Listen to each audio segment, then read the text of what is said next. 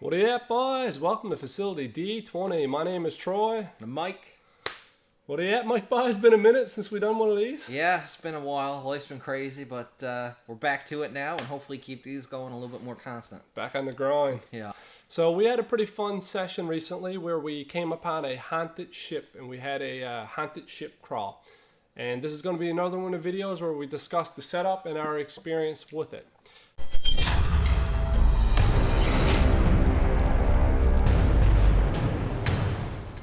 So it was pretty fun. The party sailed up on this old sunken ship that was half sunk, half destroyed, and kind of just floating there aloft very eerily and silently. It was one of the other PC's former ship that she used to be the captain of. Yep, so which made it really interesting because it tied into the backstory. So everybody was eager to kind of check out what happened on this ship. So I kind of tried to set it up so that it was like a very still creepy feeling coming up on the ship with not a lot happening. Well, you kind of set up the whole eerie feeling because we knew that it was Robin's ship she used to pilot, and we knew that her brother 3 took it and was sailing towards the bad guy that we're currently pursuing. And in the town before we left, we had managed to find a ring of spell storing that we picked up from one of the magic shops. And in the ring of spell storing, I managed to throw in a scrying spell. Mm-hmm. And I was like, oh yes, because we were trying to find catch up to the brother to help him, or pretty much make sure he didn't go in against this undead captain by himself. So I pumped a scrying spell into the ring and gave it to Robin for her to use. And when she used it, it instantly failed. And we're like, uh-oh, why would it instantly fail? Well, either he's not on this plane of existence or he's dead, which Robin did not respond well to. No, and the player, Owen, he had no idea because he was Skyping in during the session that he didn't know why it failed, so he didn't know that the brother was already dead. Yeah. So we came up on the ship. It was pretty fun. I'm going to take you guys into this video. I'm going to walk through the setup. This session took about, this whole encounter took 2 sessions, basically. 2 sessions, yeah. Like a tail end of one, a full one, and then the start of the next one. So I'm going to take you through the setup here. You can see kind of what I did throughout this whole encounter. It was a very elaborate and well-done setup. Another classic Troy DM table. Yep, that's just keep building sets. You can see the party's 2 ships there, the Storm and the Sloppy Walrus, and across the Mat by Mars, which has been a lifesaver for this campaign with such large naval battles, is the Sea Breeze, the sunken haunted ship that we came upon, and the skiff that they sailed to it on, which is a folding boat, which is a pretty sweet little magic item. So we use this model for the upper decks, all the upper decks, crow's nest, the mast and stuff. And then here we use these interiors for the forward and the aft cabins. And then under that, of course, we had the main crew quarters and cabins here. You can see the party all lined up. And finally in the bottom, there was the bilge. And I set this all up on the combat tier stands. Now zooming out here, you can see how big this actual setup took, and we've used those squares to equal 10 feet in these larger naval battles. So this was made for a really dynamic play field here that spanned the length of the table. There was action on all 3 of these major sections at one point. And moving up here, you can really see how cramped these quarters was, which was what I'm trying to go for here. And here we can see the party fighting one of the bosses. We've got Robin and her 2 brothers there in the rogue outfits. We've got the Waken Tree, Man-Bun, Bakai, Angus, the Water Elemental Magni, and the Bard, Ravel. Okay, so once these guys got on this ship, I had them walk through the upper decks, which was very empty.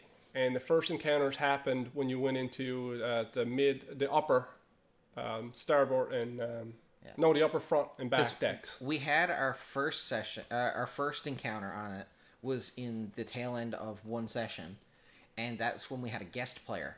Yes. And So we had a extra NPC because we played very NPC heavy. Yes. In our campaign. There's a ton of people on the ships. Yeah. So we had an extra person in the boarding party than we were used to. Actually, we had an extra 3 because we ended up taking because we knew it was an undead captain and probably going to have to deal with the undead here. So we took my awakened plant that I made as a druid named Sprout, and what we pretty much gave him as a babysitter was the cleric on board, who we effectively have called Man Bun. Man Bun. I introduced him as like, this is the cleric of Palor.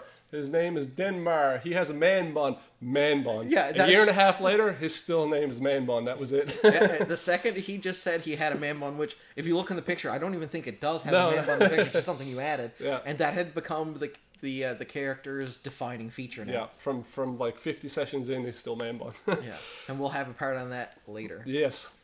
So we pretty much ran through a makeshift salvage operation here. It was 70% this module and 30% homebrewed to tie it all together for Robin's backstory. Okay.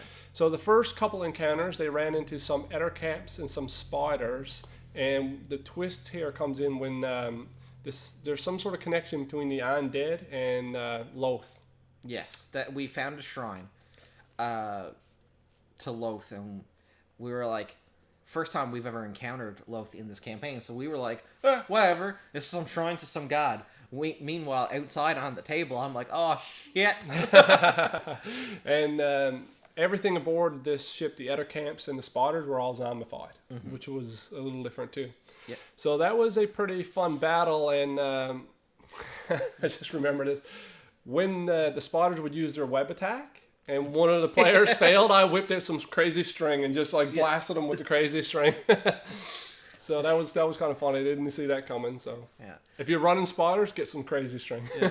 It was funny too because one of the NPCs we brought with us, Angus, who's our barbarian, who, no matter how much Troy tries to leave him behind, we keep dragging him on. Who's scared of ghosts? Yeah, who's a scared of ghosts, but we'll have more of that in a second too. But Angus got webbed by one of the spiders, and you just see, because I was the first one to get webbed, and I didn't know that the can was coming, so I got a fright the first time he did it. But then once Angus got webbed, he just hauled the can out and sprayed himself. That's commitment. Yeah, it's commitment to the bit there. Yeah.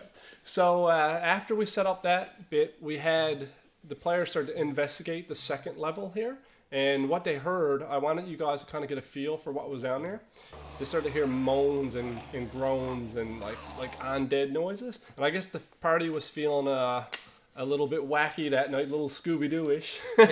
And instead of like carefully going in, you guys totally didn't do that. No. So as we were going down, because the next level was after the 2 Ettercamp rooms that we had. And we decided, okay, we have...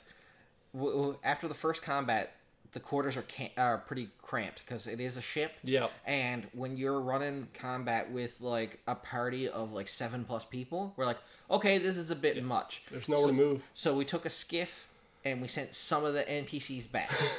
And we kept Man Bun, Sprite, and Angus, and we sent all the rest of them back. And it was just our actual party and those 3. So while that was happening, and the skiff was going back, one of our PCs in his backstory, he's frightened to death of frogs. So Angus, of course, was freaking out because he thought there was ghosts on the ship. Yep. So you guys started egging him on. Yeah, so we pretty much goaded him into staying, and he wanted to leave, and he's got this love interest on the other boat that that is now starting to fall in love with another crew member who got reincarnated as a dwarf. Drama. And anyway, we pretty much be like, well, I don't know, I don't think Kenkelstein would have left. I'm pretty sure he's braver. And then he's like, no, I got to prove him that I'm braver than Kenkelstein. And most of this was going on from Bakai, who was afraid of frogs. So while he was egging him on, I walked behind him, and one of my wild shapes I took at the beginning of the campaign was the giant toad. So I've had this ability to imitate a toad's croak, in my throat, and I busted it every once in a while to freak them out. So I walk behind the two of them, and I make a giant croak, and then all of a sudden Bakai snaps, thinks, oh my god, there's a ghost toad here, and starts blasting the floorboards. Angus gets afraid, takes his axe out, and starts wailing on the floorboards around where we're to. The floor gives away, and you just see the bard, me, Angus, and Bakai fall in through the level of the deck into the main hold of the ship. And there was 25 zombies. Yeah, 25 just rambling zombies that we fell in the middle of. And I wanted to make it like a really cramped quarters down there. That's why I had so many zombies. And how do you think that came off? Do you think it was definitely cramped. And the best part was, I was like, how the fuck am I going to run 25 zombies? So what I did is I just broke them into groups of 5. So I said, okay, group, these five, rolled initiative for the groups, and rolled all their attacks simultaneously, and it's just done the average damage. Yeah. So if I rolled like 5 attacks and like 4 hit, then it was just through average damage, just to kind of make it go, because I didn't want to bog this down forever. And it was a little dangerous because how you guys wound up in the situation. It was like you got mobbed. It was worst case scenario. It was pretty much 25 versus 4. Yeah. And you know what I found interesting this time? For the first time, I think this campaign, you started just like, fuck it, splash damage everybody. And you were like Kona Colden and you were like... No, I actually... It was area effect spells. Party members and everything was getting hit. It was, I started using the Sunbeam. Yes, Sunbeam, yeah. And I was starting to hit people with Sunbeam. I was like, okay, either I start hitting friendlies and taking out waves of these mobs, or I'm going to have to play it safe, hit like 2, and then the rest of them are just going to mob us. Yeah. So it was fun just to watch all this splash damage go over the place. And then finally when you guys killed them, our warlock, who fell down through the floor, who's afraid of frogs, he took a beating. Yeah. Angus, our NPC dwarf, took a beating. And then you spotted something shiny in the bilge of the ship. So without even taking a short rest, you were like right down into the bilge of the ship. Yeah, and as through the jigs and the reels of the encounter, I had the day before pumped a cone of cold into the ring of spell storing, which the bard then punched a zombie in the face and released it, and that's how he finished off the last ones, which for a cinematic moment it was really cool. But I was in my water elemental form at this point, and everyone's like, okay, I need to take a rest. I was like, all right, well, while they're resting, I'm still really healthy because druids have lots of hit points. Especially in elemental form. Yeah. So I was like, I'm going to snoop around. I'm going to loot the room, and I'm going to see what we can find and kind of speed up this whole thing, trying to keep the flow up instead of being like encounter break. I wanted to keep the story flowing. And sometimes as a DM too, that's a good point. Like with all the breaks in between, like it feels like it makes the encounter easier for the players and like stretches it out a bit. Yeah. Which I don't mind, but sometimes you want to challenge them and you don't want them to recoup. So I was kind of like, go in there, I'm like, go in there. Yeah. So it's what I refer to it as like almost the traffic light effect, where like combat's like stop, go, stop, go, stop, go. And I'm like, I wanted to have it more like a cohesive. So anyway, I was like, okay, I'll have a snoop around so stuff's still happening while this rest is going on. So I go down into the bilge and afraid something's down there because the water elemental form can manipulate its size. I drop down to the level of the water that's in there. And I'm snooping around and I'm looting. He's like, okay, roll an investigation check. So I roll an investigation check and I find some gems, some cool, and then he said you come across this gem-encrusted belt. I was like, ooh, something shiny, probably a magic item. Yeah. I go and I grab it and I lift it up, and as I'm lifting it up, it's attached to something. So up comes what's called a gas, and those little fuckers threw me for a little bit because I thought they were ghost, and I'm like, oh, I ran ghost before. I flips open the master manual and I'm like, what the fuck are these things? So I was like, kind of threw me for a bit, but I think I managed to stumble my way through it. Out of this, this encounter was my favorite part of the whole encounter, the whole crawl, for the one cinematic, the one of 2 cinematic moments we had in it. And for this to be my favorite, and the final finale not to be my favorite, I think this speaks volumes for the character progression. Because, like I said, he had these gas kind of come up, and I was like, oh god, everyone come down. There's still monsters down here. We need to keep fighting. And they were like, oh, are you serious, Magni? We're trying to take a rest. So the warlock who had taken a beating in the zombie room was like, you know what? I'm going to play it safe this time. So he casts Fly on himself and flips himself upside down so his head can poke down into the bilge and he can kind of like bob down, shoot Eldritch Blast, and bob back up and stay upside down. So he can keep kind of seeing what's happening.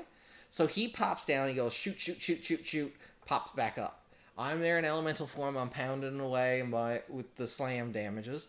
And the bard jumps down to start baning and vicious mockering everybody. And the cleric, who at this point, the NPC cleric, he had hit his boiling point. Yeah. And he was like, this is an unholy ground. This has been desecrated. I need to reclaim this in the name of Palor. I didn't sign up for this shit. Yeah. So he has this big superhero moment where he jumps down, 3-point lands, hair, holy symbol lights up, his hair starts flowing back, and he casts Channel Divinity and starts scaring off all of these ghasts. And when his hair comes out of his bun, everyone kind of like gasps because like... I was like, I'm getting rid of this man bun. That was my plan. He was like... And then I got to control Sprout, who was my awakened plant. I was like, what's he gonna do on his action? He goes, oh, this is his buddy who just dropped down. So he's like, don't worry, man, I got you. And he shoots his fingers down into this, like, his branches and ties his hair back up into a bun and snaps it off so his bun stays intact. So that was like the whole action. It's like, I'm just gonna put his bun back together. I'm like, I laughed so hard at that. I was like, yeah, man, that's awesome. Yeah. But so when I'm running these NPCs, when you got a ship and a crew, you tend to get a few NPCs going on. I'll usually run them for storyline purposes and like character stuff. But like combat, I'm just like, oh, somebody take this guy, somebody take that guy. You run them in combat, and I'll run them in like role-playing scenarios. So it just helps the DM not deal with a lot, because it's going to happen if you got a ship and a crew. Yeah, and also if you got NPCs that are based on attacking, it's usually a good idea to give them to your group's healer. Yeah. So that they don't feel like they're like, oh, it's combat, time to cast healing word. Yeah, it's fun to kind of like just give them that. You know where I thought you were going with that? Because Nut Shot. That's a not safe for work story. Yeah. That was also funny. So then that brings us. So once you guys cleared that out, you roused finally the suspicions of the boss that's in there, which was one of the undead captain's generals. So he was a zombified orc druid. I think I had him at level 13 or 14 druid. So he rocks out of his cabin's quarters, where there was a couple of spiders as his pets and a couple of cocooned humanoids in the back. So he comes out and he starts casting fireballs, and you start casting counter spells, and the fight starts to commence. And as that happened, this was the fun part. This was the extra bit. And I took it from the encounter out of the Ghost of Saltmarsh. There was a giant octopus that was going to attack. Now, you guys are level, what, 13, 14 at this point? 12 at that point. 12. So what I did instead is I went with a juvenile kraken whose stats are in the back of this book. And I pretty much penned them in for multiple times throughout the initiative order. He acted like a layer action. Acted like a layer action. And as this fight started, he started bashing the ship and trying to sink the ship and pulling people out and doing a lot of damage from the outside. Now, I wanted to bring in an environmental element to the fight, which was the ship itself sinking. Yeah. And I think throughout this fight it worked well, because like as it was sinking, people were trying to scramble from the lower bilge right to the top, and it worked out nicely because the whole ship went down. Yeah. And each time, like I think at the end, Robin was still pretty much Titanic in it on the way down, trying to fight from the ship. So that was fun. I think it worked out pretty well. That came across because you had this desperation of, you gotta stop the bad guy. You gotta beat the bad guy. You got a Kraken trying to sink your ship, and you're also trying to not drown with the ship. Yeah. So, without going into too many details, we'll get to the juicy bit of this fight. So, finally, after the Kraken was trying to eat people, and the Warlock cast Misty Step to get away from getting swallowed, and everybody was taking a beating. I think 2 or 3 people were going down. Yeah. So, earlier on, we should have mentioned that the Bard, he decided to leave a message with the 2 ships, the Stormy and the Slappy Walrus. These guys' ships. He said, anything you see lit up in pink, if you see the ship lit up in pink, open fire, which is an important point. Yep. So finally, when this battle commenced and the Kraken come out, the Bard was like, he was going to die, man. Ravel was like almost dead. He went down, he popped back up, he was at 1 hit point. Yeah, he popped up with a natural 20. Yeah. Yeah. Right at the tail end of it. Yeah. So as he was about to get eaten, he cast that spell, Light, on the Kraken itself. So the Kraken blew up in like a pink light. But it was not, okay, well, he's underwater, not so bad. But then, like, the nary, like, 2 people later, the bad guy, I cast it levitate. Before that happened, because he was about to go down, I had dropped my water elemental form. Yes. So that I could cast polymorph. Right after that. Yeah. So he cast light onto this Kraken, and then I cast polymorph onto him, and I turned him into a huge giant crab, who's actually right here.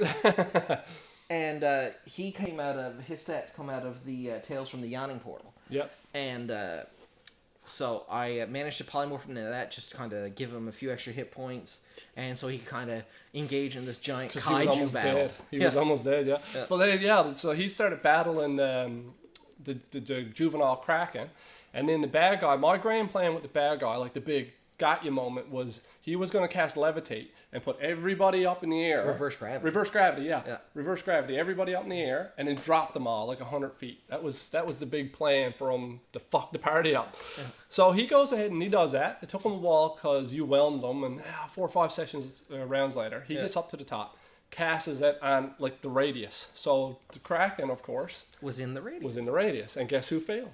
The Kraken failed, the giant crab failed, and a couple of other NPCs and a couple of players failed. Yeah. So up everybody goes, 100 feet into the air.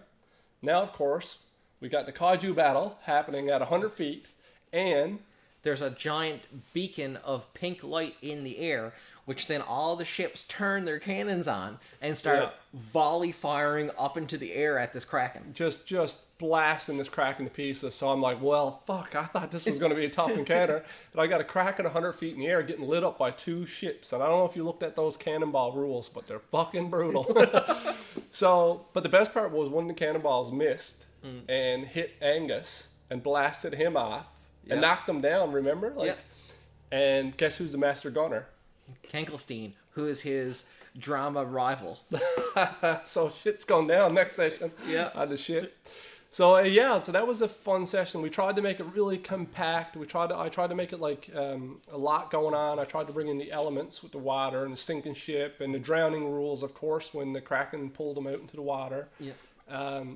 And it was a really fun session. It was. And even though it was combat heavy, there was a lot of really fun character moments in this particular dungeon crawl, what I was real happy with. Like when Robin was trying to escape from below the deck, when we were at that part, she sliced open the 2 cocoons and found out that 3, her brother, was zombified inside one of the cocoons. And tried to eat her. So she pretty much shoved him off and stuck him with the sinking ship and left him behind. Yeah, and I was like, oh man, I'm gonna like bum him out. I'm gonna kill off his character from his backstory. And but when the zombie tried to eat him, he busted laughing. He didn't see it coming at all. So that was kind of fun, and it made for a really dramatic moment in the game. In the next session when their 2 surviving brothers kind of confronted Robin, pissed off about what had happened. Yeah. So guys, that was the encounter. It was a lot of fun. It took us, like I said, 3 sessions to get through. So that's why this video has been a while coming out. It was 3 weeks at least just playing through it. Yeah. But things have moved on. We had a couple of sessions since then. We got one set up behind us that we're going to go through when this one is finished. Also, great little session. Had a really cool moment, a crossover sort of moment that I'll talk about in the next encounter video. Yeah. So guys, if you like this video, smash the subscribe button, give us a like. It's really going to help YouTube get our content out there into some people's recommended feeds. Thanks for watching. We'll catch you around. All right. See you guys.